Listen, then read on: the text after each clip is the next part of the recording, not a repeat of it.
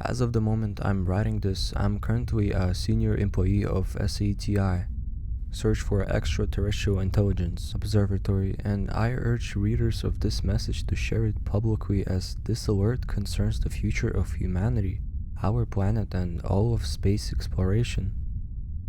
3 weeks ago from this moment, SETI intercepted a most unusual transmission. Its signal came from outer space without question. What is unusual about it is that it originated very close to Earth's higher atmosphere, too far to be from an artificial satellite. And after being decrypted, it yielded a text written in English, the contents of which you are about to read. It unnerved me and all of the people who had access to it. After the team that transcribed it brought it to the attention of their superiors, weeks of discussions about its nature ensued. Finally, the higher-ups of the observatory ordered the message not to be divulged, its files to be sealed, and to officially disregard it as a clever hoax. The reasoning behind it being that the signal was aimed directly at one of our receivers and that its contents were plain English text, not alien in nature, therefore not our object of study. Many of my colleagues disagreed with this decision. Clever though one might be, I have never met anyone who had the means to transmit a hoax from so far in the upper atmosphere. The signal query originated from space and, though close to Earth, it is definitely from a chunk of empty space. There are no known objects in its source, and the fact that it was aimed at our receiver at that precise moment makes it clear that whoever initiated this communication knew that he or she was doing and wanted us to get this message. Below is a full transcript of the received text. I urge you, dear reader, to consider the implications of every word very carefully. An alert from the future. Notes from the 2109 Revelation incident. Ever since the discovery of the first rogue exoplanet in 1998, OTS-44, interest of the scientific community about such objects never waned, which is why when a large rogue asteroid was detected so close to our solar system, all were keen to study it as fast as possible. The minor planet previously known as 237 Perplexity was first observed in 2052 by the ELT, Extremely Large Telescope. It received the permanent designation as a rogue exoplanet in 2061, after it was determined that its eccentric trajectory was a result of not being caught by the sun's gravity. It would just pass by our system in the next years and was currently unapproached. The object had a size and mass comparable to the dwarf planet Eris, was beyond the orbit of Neptune, and has currently been renamed 1 Loki after the incident. The revelation incident started innocently enough. In 2079, a group of scientists led by the ISA organized a mission to investigate the origin of this strange object and learn more about the cosmos. The probe Revelation was then commissioned by the agency and finished being built in 2088. The International Research and Exploration Ship, IRES, Teresias, was assigned to carry the probe, and an unmanned spaceflight was chartered by the agency to deliver it to said vessel, which was, at the time, in the vicinity of Jupiter. The flight launched a year later, and after 2 years in space, the probe was successfully delivered and a new course was set for the Teresias. This was to be the longest space mission to date, taking 18 years to reach the Perplexity, with scheduled stops along the way to study other solar system objects until it intercepted the asteroid in its approach path beyond Neptune. The Teresias spacecraft was 4 years old by the time it received the probe at the Europa Moon International Space Facility. It carried a crew of 5 people led by Captain John Herbert Moses, an experienced astronaut. Between the scheduled stops, the crew was to stay in hibernation sleep, which slowed down bodily functions. The ship reached the asteroid on August 15, 2109, and the crew were ready and able and started preparations to enter the asteroid's orbit. Finally, August 17th, the probe was ready to be deployed. The vehicle was to carry a researcher, Jaqueline Meredith, PhD in planetary geology. Revelation made contact with the surface of 237 Perplexity at 9:15 UTC that day. The explosion happened immediately. The crew of the Tiresias described the wide blinding flash of light, and the energy of the blast killed 2 crew members instantaneously. Dr. Gianna, the medical officer, and Dr. Federico Lombardo, PhD in space chemistry, were both crushed by the ship's very floor. The 2 remaining crew members, Captain Moses and Lieutenant Wei Tang, sustained many injuries, bruises, lacerations, and multiple fractures. Even though they receded at the ship's cockpit, the acceleration caused a great enough force to be exerted on their bodies. The Tiresias' first contact with Mission Command after the explosion only happened at 1339 UTC.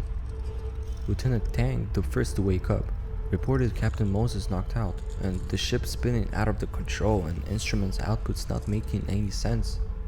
Efforts to stabilize the ship's rotation along all axes were proving more than the auxiliary engines could deal with, and the extension of damage to the ship was unknown. Captain Moses woke up 2 hours later, and both men couldn't bring the vessel under control.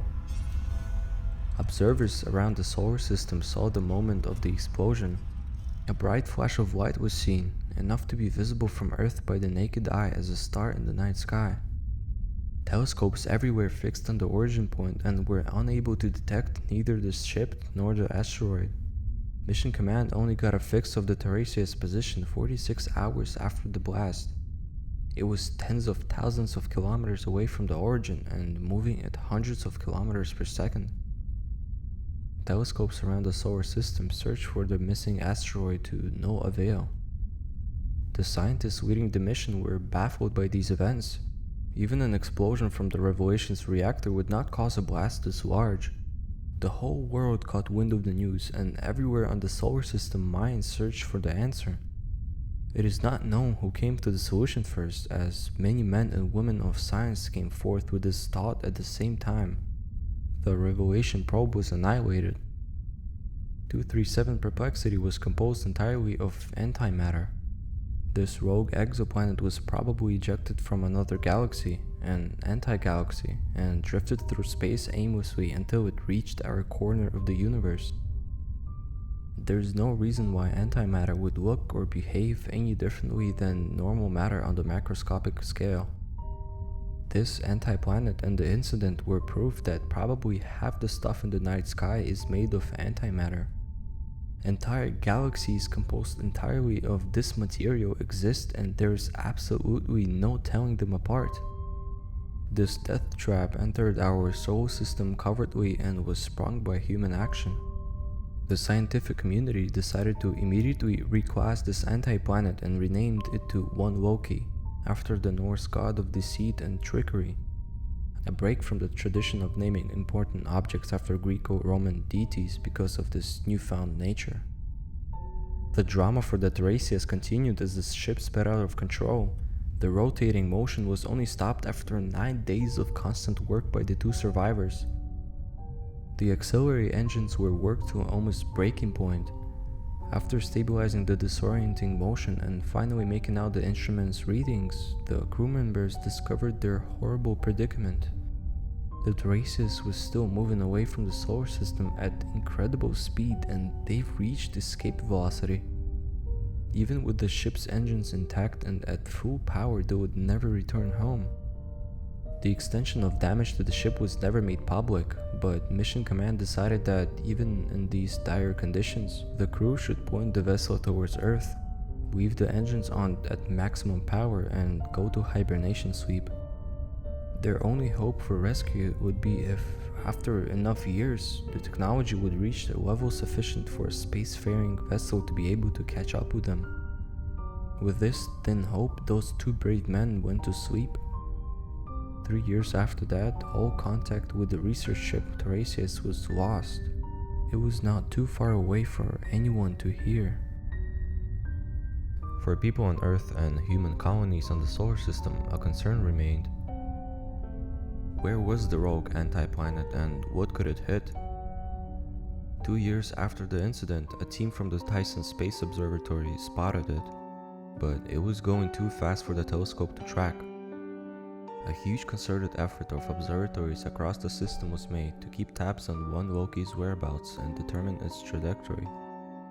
It was found, with a sigh of relief, that it would not hit Earth. For most of the Earth's population, it was the end of the story, but for scientists like myself, a planet-sized bomb roaming our solar system was still cause for alarm. It took 6 years for observations and calculations that made the scientific community sure enough of the outcome. One Loki was gonna hit Jupiter in the year 2118.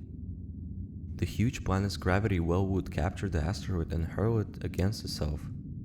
There were no predicting the consequences, but the gas giant stood to lose a bit of its mass from annihilation.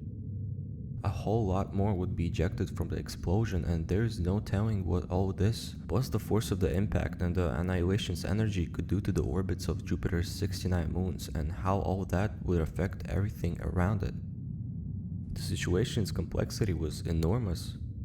Missions to hurl spaceships or other sources of mass at one Loki had been considered, but the anti-planet is going too fast to be intercepted by our current spaceships with a sure enough point of impact that wouldn't threaten Earth, Mars, or other objects that could alter orbits around our system. The delicate balance of Earth's ecosystem can be affected by anything as small as the magnetic reversion of the poles. The consequences of an event that affects the orbits of planets around the system are unforeseeable. We do not know our fate right now. It hangs in a balance, and there's nothing anyone can do but wait. I too am waiting, but have also decided, on a thin hope, to leave this message to the people 100 years in the past. I have researched time travel all my life, and though it's not yet possible to send objects, it can send signals. It takes enormous amounts of energy to send a signal a few days in the past, but the amount of data sent is enough for a text. I shall keep sending versions of this for however long and far in time as I can, to places where there could be people to take heed of my warning. I hope that enough people can have access to this document. All that is needed to prevent disasters like this is a small change in space mission protocols. Send small objects to the surface of any new heavenly body to be explored. A small explosion of matter or antimatter annihilation would be enough to be seen from afar, but wouldn't upset the delicate balance of our solar system. I don't know how this would affect costs of space missions in the past, but seems a small price to pay compared with the suffering of humans everywhere. Our colonies are not currently self-sustaining enough to ensure a future for off-world humans in case of Earth's ecosystem collapsing. All of humankind is at jeopardy because of our mistake, because of our eagerness to give into the whims of curiosity. There are live bombs out there in the universe, and there is no way to know how many. They should be rare, but take heed of my warning, and all of this horror and anguish can be avoided. Science is the art of making known the unknown. Act as scientists and make known this alert. September 3rd, 2118. Dr. Alexa Caldwell, PhD in Transdimensional Physics. There ends the transcription. The file on this case is currently sealed. I'm not revealing my full credentials, as this could jeopardize my career, but I chose to act as a scientist and heed Alexa's warning as best as I could. I am publicizing this copy of the transcript and making the world know there is a new and invisible threat to humanity. Please make this known to as much people as possible so we may enact the small change Dr. Alexa pleaded. The future of humanity is in our hands, and we need to change it. We have to change it. Starting from now.